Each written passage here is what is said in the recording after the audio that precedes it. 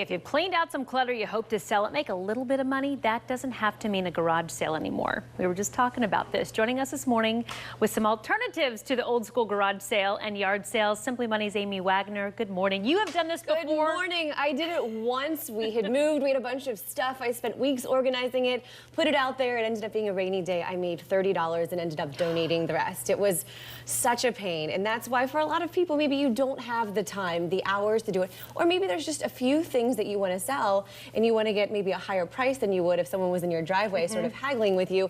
So here's a few options that you can try. First up is Garage Sale. This is an app you can download, or you can go to their site through your computer. And the great thing about this is you get to it through Facebook. Okay. So it's not some faceless person that you're selling with, because you can do a little background research on Facebook. You don't only have a name.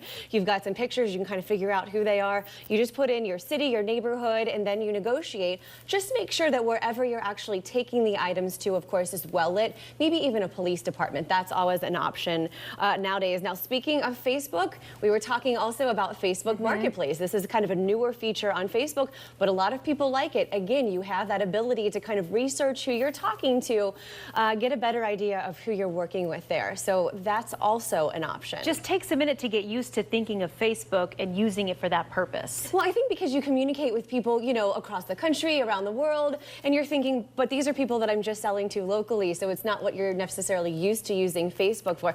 Another one I think that's really interesting is the Nextdoor app. Now, a lot of people use this in their neighborhood to say, hey, don't forget the block party that's coming up, or maybe there's some car break-ins, make sure you're locking your doors, that kind of thing. But it's also a great way to sell things, and there are people in your neighborhood, so maybe someone else needs it, and it's a matter of taking it out your front door and 3 doors down. How easy is that? And you're really not scared. I was thinking, Mr. Rogers would love that app. There you go, Mr. Rogers, someone in your neighborhood, right? And there's another one that you say you've used with great success, OfferUp. The thing about this, from my understanding, is it's really easy to upload photos, and it's very photo driven, and it takes like 30 seconds to get your items online, and then you negotiate through private messages. You've had some luck? Yeah, I mean, think like Instagram, to where you're just looking at the photos, so you can pick and click very quickly.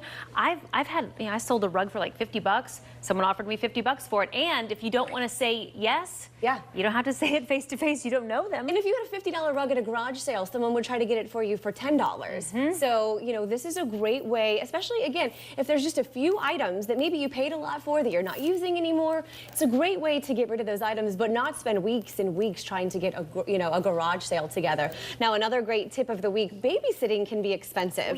You want a night out, you're paying for dinner anyway, then the babysitter on top of that. Look at swapping services. If you've got a trusted friend, say, I'll watch your kids tonight, next Friday night maybe you watch mine, or there's babysitting co-ops. You earn points for watching other people's kids, then you cash in your points when you want a night out.